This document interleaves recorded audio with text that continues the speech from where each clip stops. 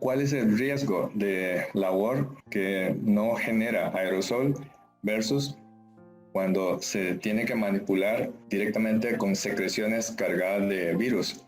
Intubación endotraqueal, realizar una traqueostomía, ventilar a un paciente de manera no invasiva o ventilar con una máscara con ambú. El acto médico de más riesgo es la intubación endotraqueal, con un riesgo relativo de 6.6 veces en comparación con labores que no generan aerosoles. Inclusive procedimientos, entre comillas, de menor riesgo, como por ejemplo la ventilación con una mascarilla facial en un paciente no intubado, también incrementa de manera significativa el riesgo para contagiar. Por lo tanto, el personal sanitario tiene que estar con muchísimo cuidado para evitar el riesgo de contagiarse y convertirse en un paciente más. De hecho, en esta publicación se ha observado que 2.3 ameritó de tubo endotraqueal. Entonces, confrontando con las cifras de Costa Rica, observamos cómo al día de hoy hay 1,000 casos confirmados. Eso significa que si las cifras se pudiera replicar, un 2.3% de 1,000 representaría 23 pacientes intubados. Existen muchas guías para recomendaciones para el entorno laboral, pero el mensaje global es que la protección del personal sanitario es una prioridad. Ahora, ¿qué pasaría si nosotros no tomamos ninguna protección personal? Nos vamos a convertir por este alto riesgo en un paciente más. Por eso, en las primeras cifras recopiladas en China, se ha observado que de un 20% de un total de 138 pacientes hospitalizados desarrollaron un síndrome de distrés respiratorio, pero de esos 138 pacientes hospitalizados, 40 fueron del personal sanitario. Es decir, el riesgo es sumamente elevado si no tomamos las medidas de protección personal. Y en estas primeras publicaciones, en donde no se sabía en la ciudad de Wuhan el método de contagio y cuán riesgoso es el contagio, se observó de que el 20% de los pacientes hospitalizados pertenecían al sector de personal sanitario. Inclusive en el hospital Tongji, 5 anestesiólogos fueron positivos por COVID-19. 2 fueron claramente relacionados con la atención sanitaria y otros 3 posiblemente fue por infección por familiares contagiados. Pero se ha observado que ya a mediados de enero se sabía claramente de que el método de transmisión era por medio de las secreciones respiratorias. A partir de mediados de enero se implementó la estrategia de protección personal y de ahí en adelante no hubo ni un solo caso más de anestesiólogo infectado. Acá vemos inclusive el jefe de servicio de un hospital en la ciudad de Wuhan que sobrevivió y se recuperó de COVID-19. Así es que para el personal sanitario es prioridad todas las medidas de protección personal. Ahora, ¿cuáles son esas medidas de protección personal? Nos vamos a las guías de la Organización Mundial de Salud y la Organización Panamericana de la Salud, en donde establece 6 medidas de precaución estándares. La higiene de mano, el uso de equipos de protección personal debe hacerse de acuerdo a la evaluación de riesgo, la higiene respiratoria o la etiqueta de tos, las prácticas de inyección segura, la esterilización y la desinfección de equipos médicos y la limpieza del ambiente. Vamos a empezar primero con la higiene de mano. En realidad, lavar manos no es nada nuevo, tiene más de 2 siglos. El gestor de esto fue el doctor Ignaz Semmelweis. Él fue médico cirujano y él había observado cómo el lavado de manos podía disminuir la tasa de sepsis puerperal. Esto le valió un reclamo por parte de los otros colegas que trabajaban en el hospital de Viena. Lo desprestigiaron diciéndole de que es una manera para difamarlos. Sin embargo, con el paso del tiempo se observó de que el lavado de manos es una medida muy efectiva. Por eso es que al doctor Semmelweis se le considera como el benefactor de las mujeres al implementar el lavado de manos de manera estricta y posteriormente utilizando medidas como por ejemplo el uso de soluciones antisépticas. Definitivamente el lavado de manos es la medida más útil, más efectiva y más sencilla. Inclusive, como ustedes pueden ver aquí al frente del Hospital Calderón Guardia, se colocó un pequeño lavabo para que los visitantes, antes de entrar al hospital, hiciera higiene de mano. En esta conferencia, en donde el doctor Daniel Salas enfatiza de que con las medidas implementadas para evitar el contagio por COVID-19 se logró una reducción de prácticamente 25% con respecto a las diarreas del mismo periodo en comparación con el año pasado. Otra precaución importante es la higiene respiratoria, llamada también la etiqueta de tos. Sabemos de que el virus se transmite de manera aerógena a través de las gotas que el paciente expulsa hacia la atmósfera. Esto tampoco es nuevo. Tenemos que retroceder prácticamente a un siglo, cuando el doctor Karl Fluch estableció de que el método de transmisión de muchas enfermedades infecciosas podría realizarse a través de las pequeñas gotículas que podían suspenderse en el aire. Y estas gotículas han sido bien estudiadas específicamente en el caso del coronavirus. En realidad, el virus no viaja volando en el aire solito, sino que se encuentra dentro de las gotas, y esas gotas tienen proteínas, tienen detritos y forma una especie como de compuesto de tipo liposomal que adquiere diferentes tamaños y logra suspender en el aire durante mucho tiempo y a veces hasta varias horas.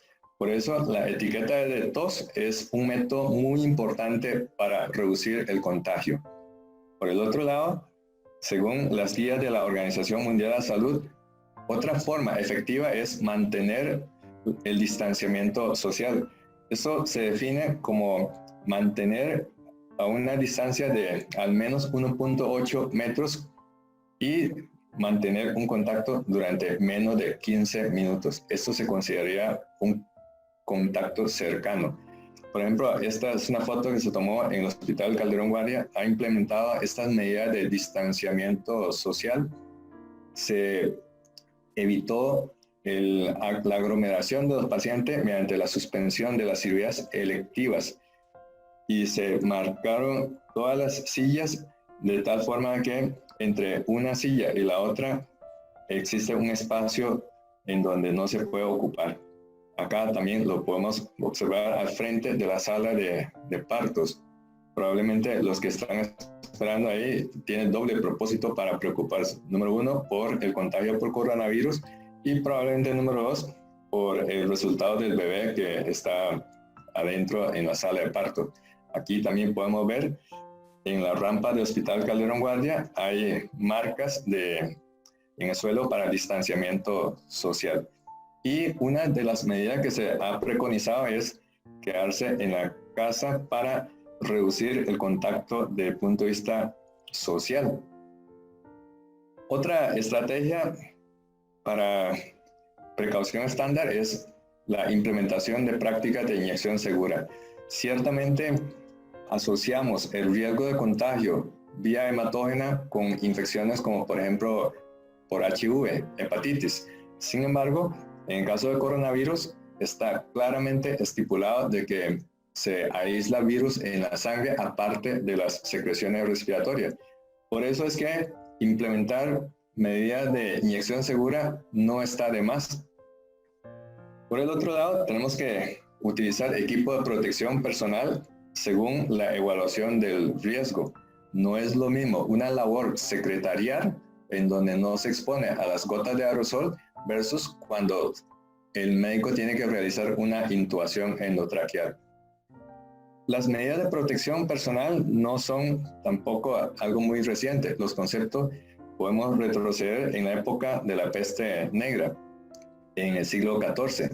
Observe cómo a pesar que en aquel entonces no se sabía la causalidad de las infecciones por virus, bacterias, hongos o parásitos, pero los médicos ya intuían de que reduciendo la exposición a las secreciones emitidas por el paciente podría reducir el riesgo de autocontagiarse. Esta es una especie de máscara que se utilizaba en el siglo XIV y también se implementaba ropa especial de tal forma que le permite al médico cubrir de pies a cabeza. Probablemente la manera científica de protección se logró identificar mediante una serendipia. En época de la Primera Guerra Mundial se utilizaban armas químicas. Entonces, los soldados utilizaban la máscara antigas que tenía carbón activado y filtro para reducir la exposición a gases tóxicos. Y curiosamente, entre los soldados que utilizaban esta máscara antigas, tenía un riesgo menor de contagiar de lo que más tarde era la influencia pandémica llamada la influencia española, que en realidad cobró más víctimas en Estados Unidos que en el caso de España. Y observen ustedes estos salones grandes de un montón de pacientes apilados prácticamente uno a la par del otro. El personal sanitario no tenía ninguna medida de protección, salvo alguno que otro tenía un cubreboca, pero no se conocía el método de protección personal. Hasta que con el desarrollo de la influenza española se observó de que entre los soldados que utilizaban máscara antigas tenían menos riesgo de contagiarse. Por eso posteriormente se implementaron las máscaras, pero hechas con tela.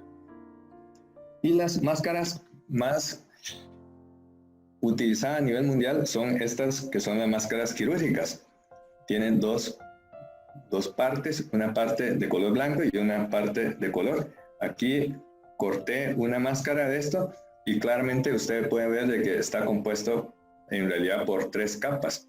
Una capa de color, la capa filtrante de color blanco y otra capa que es más delgada en el anverso. La capa filtrante es la más importante.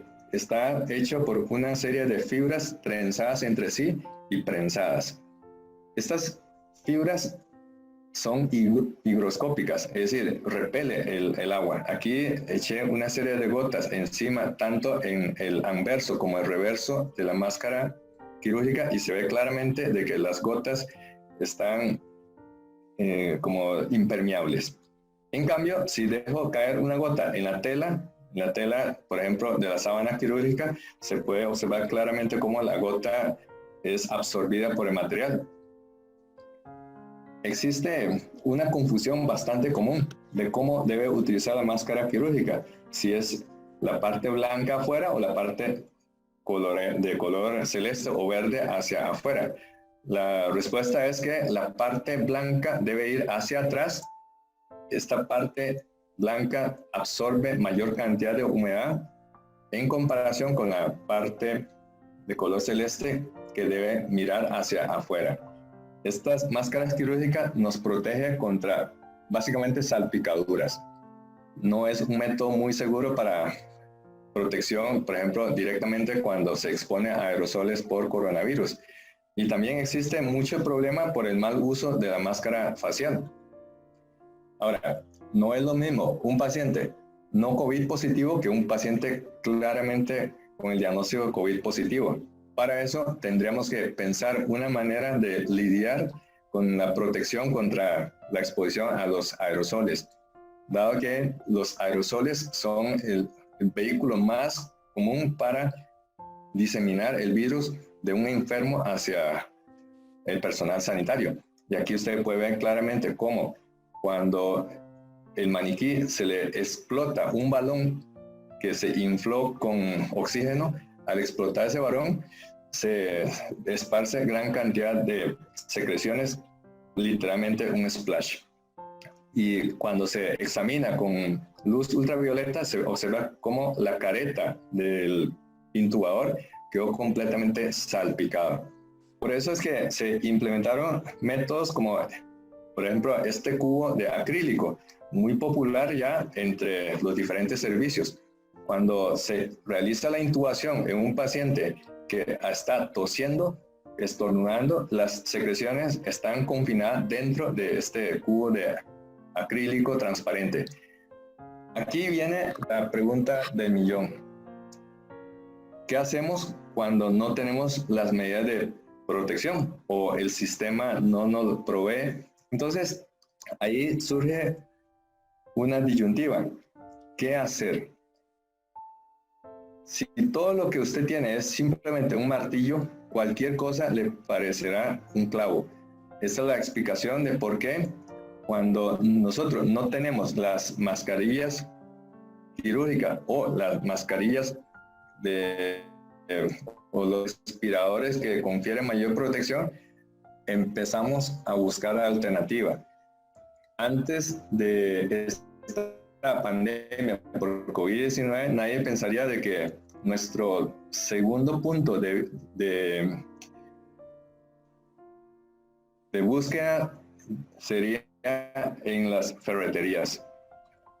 Así como muchos de nosotros hemos comprado estas máscaras que cubren parcialmente la cara con filtro que cumple los estándares de la NIOSH o algunas agencias europeas, o algunas máscaras un poco más elaboradas que cubre la cara en su totalidad.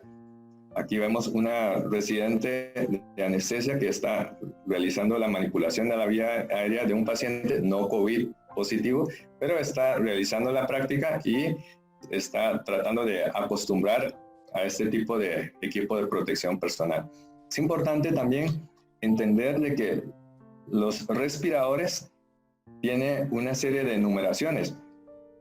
La KN95 es equivalente a la FPP2 y es lo mismo que la N95, son equivalentes. KN95 es nomenclatura china, FPP2 es nomenclatura europea y N95 es nomenclatura estadounidense. Es importante entender de que la letra N significa de que esa máscara o el respirador no es resistente al aceite. Este tipo de respirador es lo que se utiliza para el personal sanitario. En cambio, para trabajos industriales se debe utilizar esas máscaras o respiradores que sean resistentes al aceite o a prueba de aceite. Entonces ya tendríamos que buscar las letras R y P. Pero para el personal sanitario se necesitan las máscaras o respiradores con la letra N.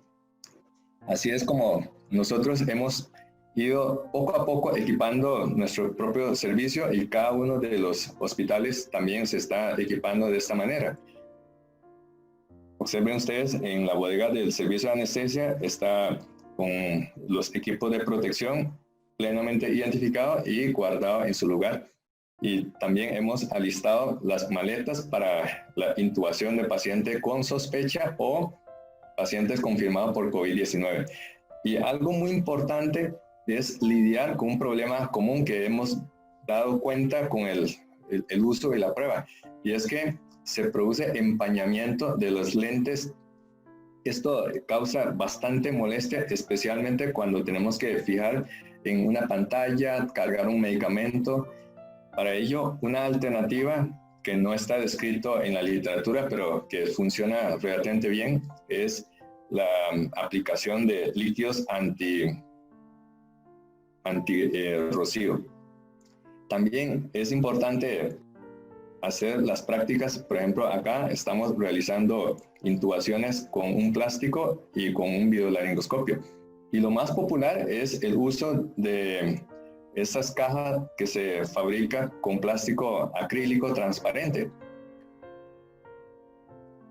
Otra cosa importante es el hecho de que muchas veces nosotros tenemos un esquema mental, sin embargo, a la hora de realizar el procedimiento podríamos estar cometiendo algunas torpezas. Por eso no debemos confiar en nuestra memoria. Mejor debemos redactar un checklist, y es lo que nosotros implementamos en el servicio de anestesia. Una pequeña hoja donde aparecen todos los pasos hay una persona que está leyendo cada uno de los pasos, mientras el que va a realizar el procedimiento se va verificando de manera tal que se minimiza la posibilidad de errores. Y así fue como en marzo, hace 2 meses, prácticamente 2 semanas después de haber ingresado el primer caso de COVID en Costa Rica, empezamos a trabajar y redactamos nuestro propio protocolo, tanto para la colocación como para el retiro del equipo de protección. Y según lo que hemos contemplado en nuestro protocolo en el Hospital Calderón Guardia, para realizar una intubación endotraqueal, que es el procedimiento de más alto riesgo de contagio para el personal sanitario, un odds ratio de más de 6.6 veces, sería un equipo de 2 personas adentro del cubículo y una tercera persona afuera como asistente. Es importante entonces realizar los protocolos, pero también poner las cosas en práctica. Y a veces la práctica llega con el caso menos esperado. Aquí les comparto un caso clínico que tuve en una guardia. Fue una paciente de 29 años con un embarazo de 33 semanas, preeclámptica. Ya había consultado una vez al hospital por dificultad respiratoria, pero al día siguiente reconsultó por los mismos síntomas. Además, refería disnea, tuvo fiebre y ataque al estado general. A pesar del embarazo, se le tomó una radiografía de tórax, dada la alta sospecha de que ella estaba con una infección respiratoria que podría eventualmente ser COVID-19, y aparece infiltrados a nivel bivasal. Y junto con la clínica y en el contexto actual, habría que pensar en COVID-19 hasta no demostrar lo contrario. Entonces se dejó una observación. Se iba a dar una evolución de manera natural para un parto vaginal. Sin embargo, se empezó durante el monitoreo a detectar de que el feto estaba con una taquicardia sostenida y hubo que realizarle una cesárea. Entonces, así se ve un anestesiólogo con el equipo de protección según el protocolo que hemos redactado en el Hospital Calderón Guardia, con anteojos, con un respirador N95, con una bata impermeable, doble guante, así como las botas también anti salpicadura. También se ha dibujado en el suelo la ruta para el transporte de la paciente después de la cesárea hacia la unidad de cuidado intensivo donde se mantuvo hospitalizada. Aquí se puede observar en el piso cómo queda claramente delimitada las áreas contaminadas, área mixta y área limpia. Esto no significa que el virus no se puede pasar de un lado al otro. Simplemente, si hay ruta trazada, existe menos posibilidad de que se esparza por todo lado de manera desordenada. Y ya cuando estaba en la unidad de cuidado intensivo, se le pudo tomar una tomografía y se pudo observar claramente cómo hay infiltrados altamente sospechosos de una neumonía por COVID-19. Sin embargo, se le realizó uno y luego otro hisopado, resultando ser negativo por COVID-19, y con eso se descartó la infección por COVID-19. Sin embargo, fue un caso de un buen ejercicio para realizar y verificar de que el protocolo funcionó. Finalmente, para las precauciones estándares, hay que contar con un sistema de esterilización y desinfección de equipos médicos, así como la limpieza del ambiente.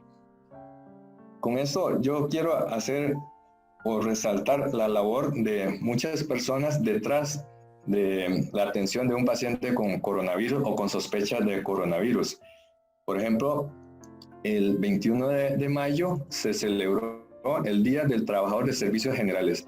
¿Qué sería de la atención de un paciente en COVID si no tenemos apoyo de la red de aseo, de lavandería, servicios de nutrición, asistente de pacientes? Y esto es una labor de hormiga. Nosotros solamente vemos la punta del iceberg, pero debajo del iceberg existe un montón de personas que están como en anónimo, que están colaborando para que la situación por COVID-19 en Costa Rica se mantiene todavía, desde el punto de vista del sistema sanitario, relativamente bien controlado. Y también quiero resaltar la labor de los microbiólogos. El 16 de mayo conmemora el Día del Microbiólogo. Fue la fecha del fallecimiento de Clodomiro Picado. Quisiera dejar algunos puntos de controversia. En el año 2009 hubo la pandemia por H1N1 y es la misma situación que vemos en la actualidad, gente en la calle con mascarilla facial. Y la gente tenía muchísimo miedo a llegar al hospital. Por ejemplo, aquí al puro frente del servicio de emergencia está completamente pelado. Eso no es usual. Eso fue en el año 2009. Y se había equipado una sala de triage. Observen ustedes cómo no existe protocolo que se cumplía. El que atendía tenía medidas de protección, pero el guarda estaba completamente a la intemperie prácticamente. Inclusive, vea, este fue una cirugía que se realizó en un paciente que tuvo un empiema paraneumónico por H1N1. Las medidas de protección era únicamente una máscara N95, ni siquiera había anteojos y no se utilizaba la ropa que era impermeable al agua. Observen ustedes cómo la circulante de sala ni siquiera tenía un par de guantes, no existía absolutamente nada. Y podemos observar al fondo cómo hay incluso 2 personas que estaban con máscara quirúrgica nada más para la atención de un paciente con H1N1. ¿Qué estrago causó la pandemia por H1N1 en Costa Rica? Que duró aproximadamente un año.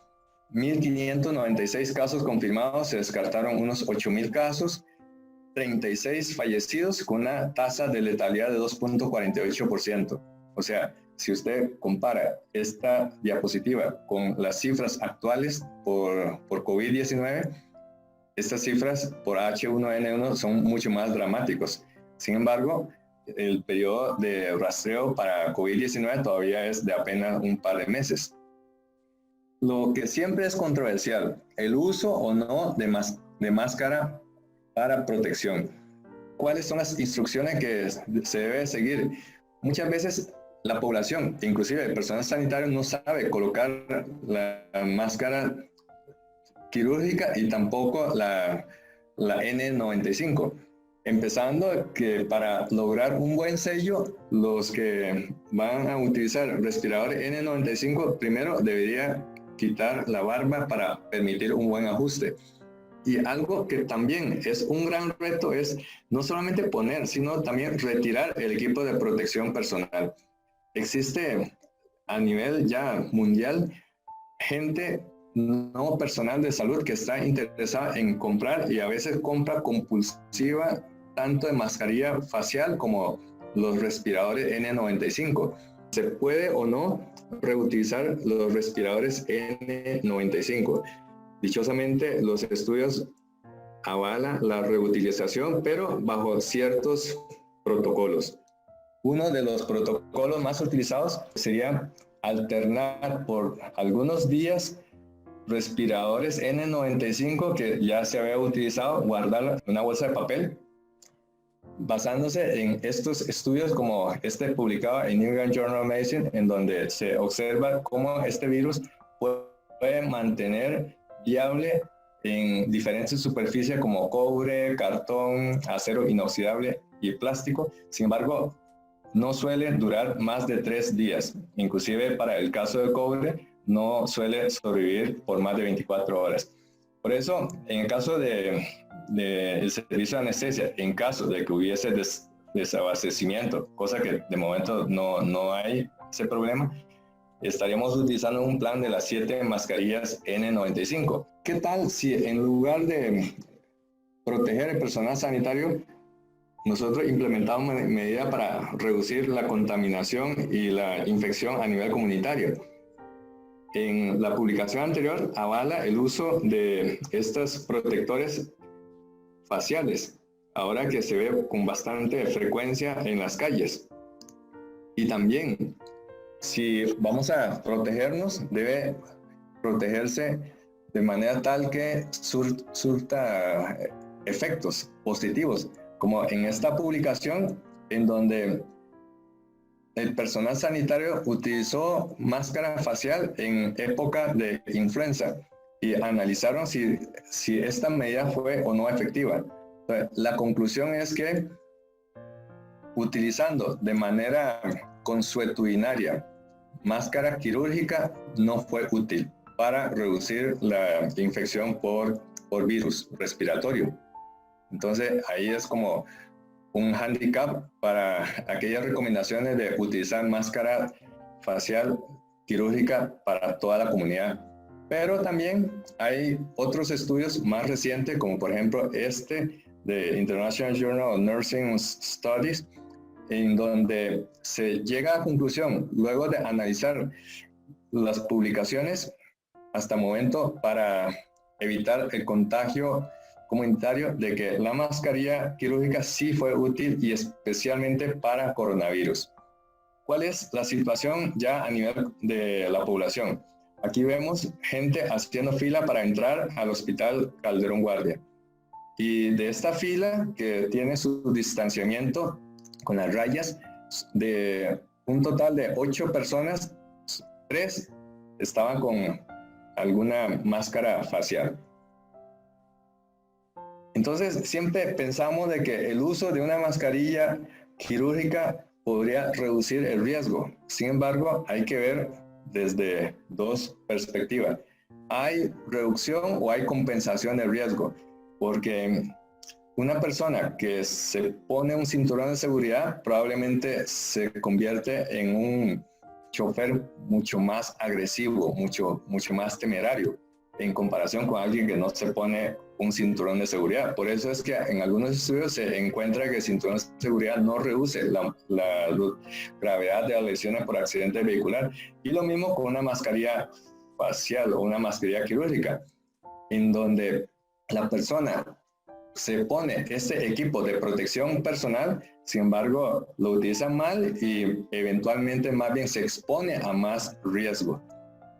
Y ejemplo de una mala colocación de una máscara facial está por todo lado.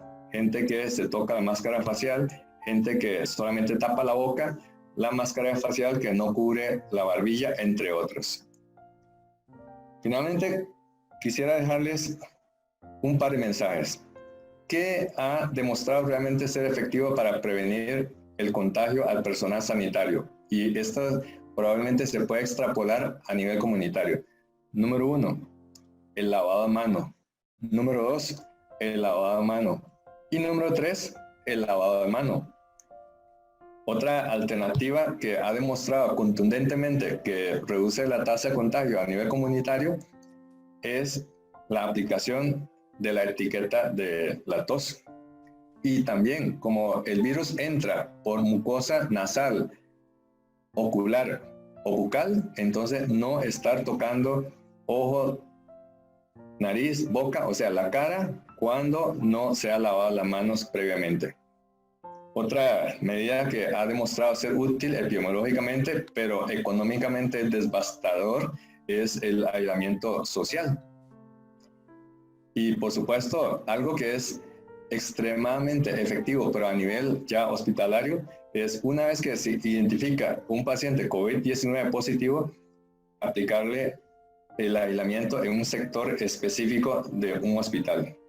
Y finalmente, aplicar las medidas de autoprotección, utilizar todo el equipo de protección completo mediante protocolo y contra checklist. Bueno, muchas gracias por la atención. Este es el mensaje que quería transmitirle con respecto a las medidas de protección para el personal sanitario en pacientes con COVID-19 positivo.